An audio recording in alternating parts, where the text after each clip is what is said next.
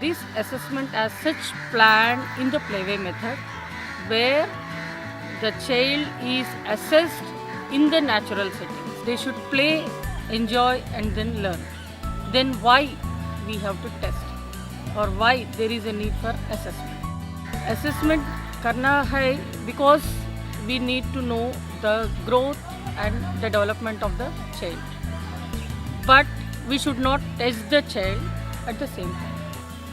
हम लोग बहुत सालों से प्री स्कूल्स पे काम कर रहे हैं और जब प्री स्कूल्स में जब हम काम करते हैं तो ये देखना ज़रूरी होता है कि हमारी प्रगति क्या है, हमारे बच्चे कहाँ क्या सीख रहे हैं और हमें उसमें क्या सुधार लाने की ज़रूरत है।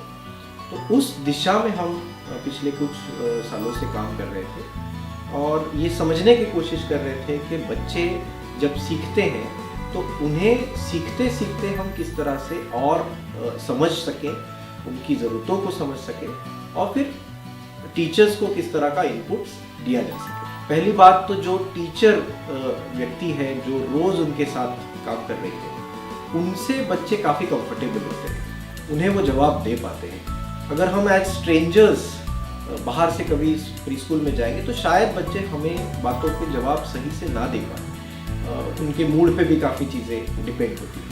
इसी बात को मद्देनज़र रखते हुए हमने ये एक तरीका सोचा, देखा, पायलट करके देखा, समझने की कोशिश करी।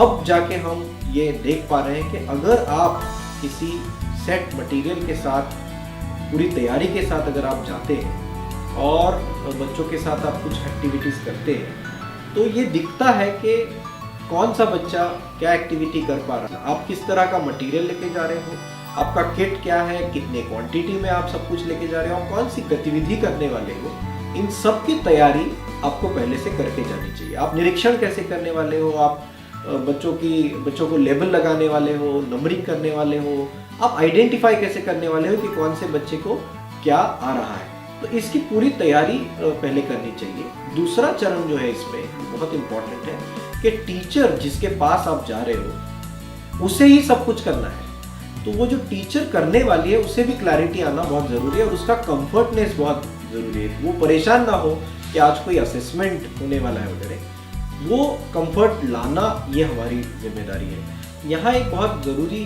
बात है कि आप कक्षा में जिस दिन निरीक्षण आपको करना है उस दिन आप कक्षा शुरू होने से पहले पहुँचें। जैसे बच्चे आते हैं उनको बैठना है, कंफर्ट रहना है, टीचर और बच्चों को शुरुआत में कंफर्ट होना बहुत ज़रूरी है। नहीं तो कई बार ऐसा होता है कि जब हम मेहमान आते हैं तो थोड़ा ज़्यादा कॉन्शियस हो जाते हैं। जब बच्चे आ रहे हो तो टीचर को वेलकम करने दीजिए।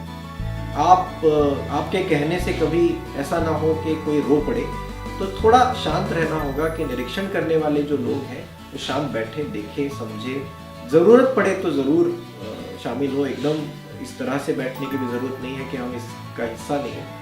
सब बच्चे अपने रेगुलर तरीके से जब सेटल हो जाते हैं तो शिक्षिका डिसाइड करेगी, शिक्षिका तय करेगी कि कब वर्कशीट्स देने हैं। यहाँ हम चाहते हैं कि इंडिविजुअल लेवल पे बच्चों को काम दिया जाए, हर बच्चा इस प्रक्रिया में शामिल हो और उसे जो कलर करना है, उसे जो जिस तरह का वर्कशीट में इंस्ट्रक्शंस है वो टीचर दे और वो फॉलो करे। असेसमेंट 3 से 5 साल के दोनों बच्चों का हो रहा है, लेकिन एज वाइज हमने उनको डिवाइड किया। जैसे 3 से 4.5 साल के बच्चे हैं और 4.5 साल के ऊपर के बच्चे हैं, और एज अप्रोप्रिएट कॉम्पिटेंसी है, एज अप्रोप्रिएट टेस्टिंग टूल्स भी है। यहाँ मसला ये है कि हम ये देखना चाहते हैं कि इंडिविजुअल जो लेवल पे काम करना है क्या वो बच्चे कितने ढंग से कर पा रहे हैं, क्या इस तरह की उन्हें आदत है वर्कशीट्स के आधार पर काम करने की। तो ये एक तरह का राइटिंग का, लिखने का पूर्व तैयारी की बात है। वर्कशीट्स का काम खत्म होने के बाद हमें यह देखना है कि बच्चे थक तो नहीं गए हैं। अगर थकान है तो आप ज़रूर उसमें कुछ एनर्जाइज़र का इस्तेमाल करें, गाने करें, बाल गीत करें। अगर उन्हें भूख लगी है तो ज़रूर उन्हें ब्रेक का समय दें, खाने का समय दें। खाते खाते भी आप बातचीत कर सकते हैं कि उन्होंने टिफ़िन में क्या लाया है। उससे ये फ़ायदा होगा कि आप माताओं के साथ बात करते समय, उनके मदर्स के साथ जब आप बात करेंगे तो आप कुछ बात ज़रूर कह पाएंगे।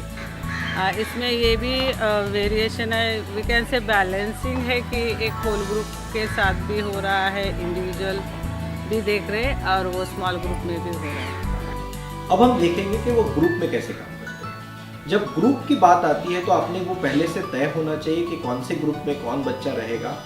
इसमें उम्र का ख्याल ज़रूर रखें। छोटे उम्र के बच्चों के लिए थोड़े आसान तरीके के टास्क तय किए जाने चाहिए और बड़ी उम्र के बच्चों के लिए थोड़े से कॉम्प्लेक्स उनके लेवल के टास्क होने चाहिए। जब आप एक एक करके सब गतिविधियों के आधार पर सबको सब करने का मौका देते हो, तब निरीक्षण करने वाले व्यक्ति का ये काम रहता है कि वो सारी चीज़ों को नोट करते रहे, अपने फॉर्मेट में देखते रहे, जो कि साइड में बैठ कर देख रहा है कि कौन सा बच्चा कौन सी गतिविधि आसानी से कर रहा है और कौन सा बच्चा नहीं कर पा रहा है। बच्चे एंजॉय करते हैं और उनको लगता है कि ये बड़ी वाली टीचर है और ये हम कैसे खेलते हैं वो देखने के लिए आई है। तो वो हमें पूछते हैं कि टीचर आप कल भी आओगे ना, कल भी ये खेलेंगे ना हम। तो उनको ये नयापन लगता है इसमें बच्चों को। और वैरायटी है ग्रुप में या होल ग्रुप में, स्मॉल ग्रुप में, इसलिए बच्चे थक नहीं जाते। और कम समय में हम ज़्यादा से ज़्यादा जो कॉम्पिटेंसीज है, अराउंड हमारी 15 कॉम्पिटेंसीज हम यहाँ पे ऑब्जर्व कर रहे हैं। उसका कंपाइलेशन किया और फिर बहुत सारा डिस्कशन उसके ऊपर हुआ कि इसमें हमें क्या दिखता है, किस तरह के बच्चे हैं, उनमें क्या हम चाहते हैं और क्या होना चाहिए।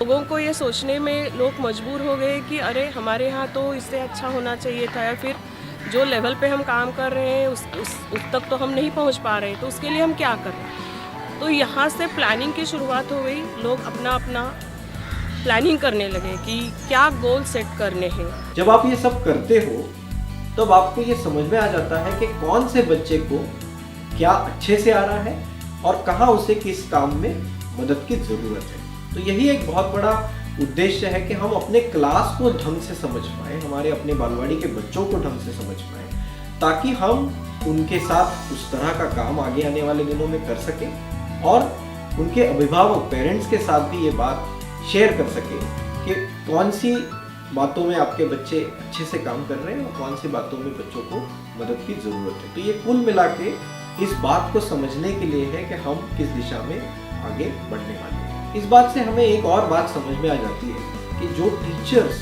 जिन्हें हम ट्रेनिंग दे रहे हैं, जिस तरह के इनपुट्स हम उन्हें प्रोवाइड कर रहे हैं, तो टीचर्स की समस्या क्या है, टीचर्स कहाँ अटक रहे हैं और उन्हें किस तरह की हैंड्स ऑन सपोर्ट की ज़रूरत है, ये हमें उस जगह पे, उस सिचुएशन में, उनके कॉन्टेक्स्ट में जाकर समझ में आ जाता है। इसलिए ट्रेनिंग जब हम करते हैं तो हमें भी बहुत सारे इनपुट्स इस प्रोसेस से मिलते हैं। हम इस डीप डाइव से ये समझ जाते हैं कि हमारे टीचर्स के चैलेंजेस क्या हैं और उन्हें हम किस तरह का जानकारी और देने की ज़रूरत है।